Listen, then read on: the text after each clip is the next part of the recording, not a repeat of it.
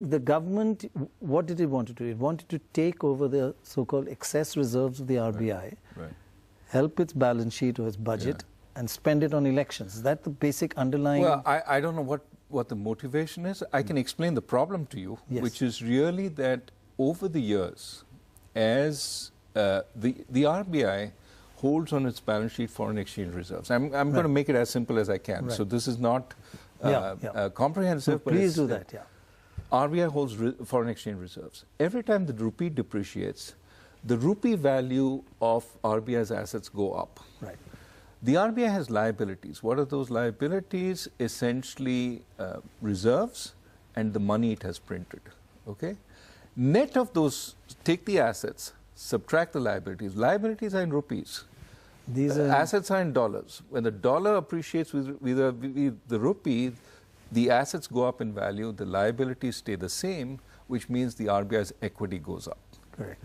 Okay, so that's the... So basically the surplus or this excess funds that the RBI has come because of a lowering of the value of the rupee against the dollar. Much of it is that. Not all of it, No, but much most of it is that. The more you devalue, the more the surplus would be. It seems really... Exactly. So then the government basically says, well, you know, shouldn't you pay some of this to us?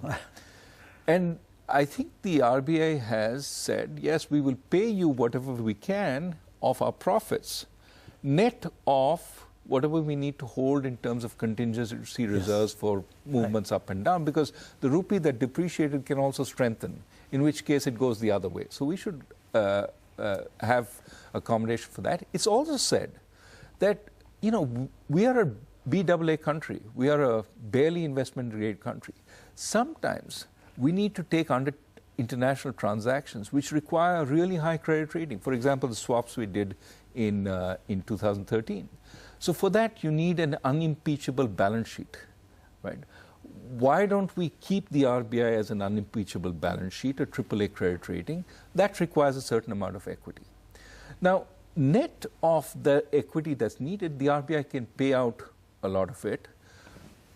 There are three constraints on it. One, it has to be profits that it can pay out. Second, genuine profits. It has to be over and above what you need to retain to maintain that AAA rating. Credit rating. So if the government if it did something like this and gave a whole lot of its excess reserves to the government, it could affect the AAA rating, and that would be disastrous for the company. It could. It could. It depends on how much, and you know, it may not be an issue now, but maybe an issue when we get into a tighter situation. Make people think the balance sheet of the RBI is not too good. It may at some point, right? So that's one concern, and that's something the government has to sit together with the RBI. Implications for the whole economy if your has to figure out with sitting together with the RBI.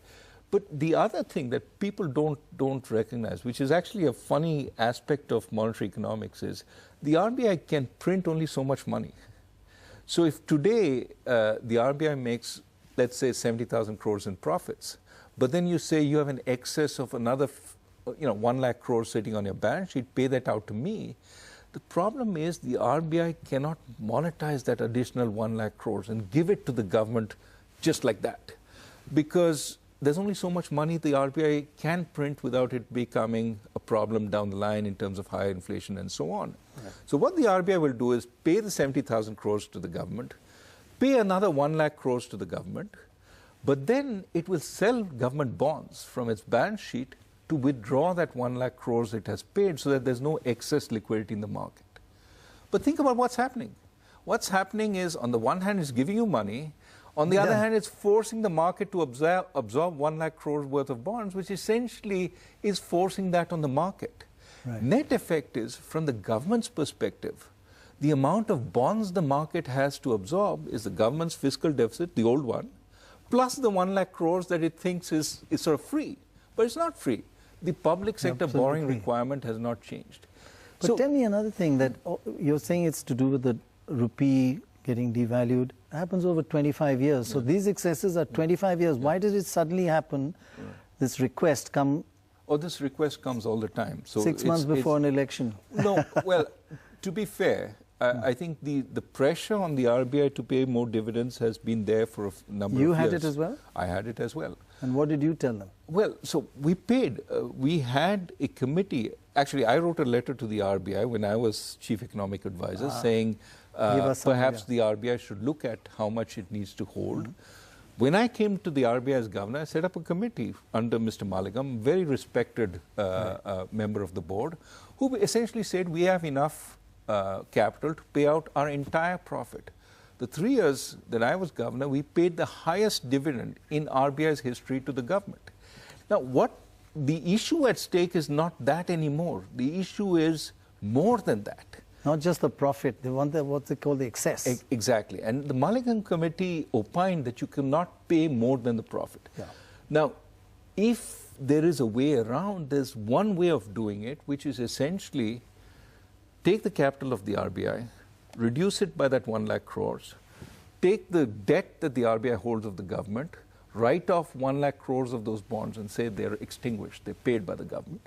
Net effect, government effectively gets the 1 lakh crore, but not as a flow. Not as so a it cash. can't show it It's a as a stock. budgetary inflow. Right, right. It's that the government of India has less debt. Right. Now, that doesn't seem to be a popular solution. No, they want the cash, man. Moving on.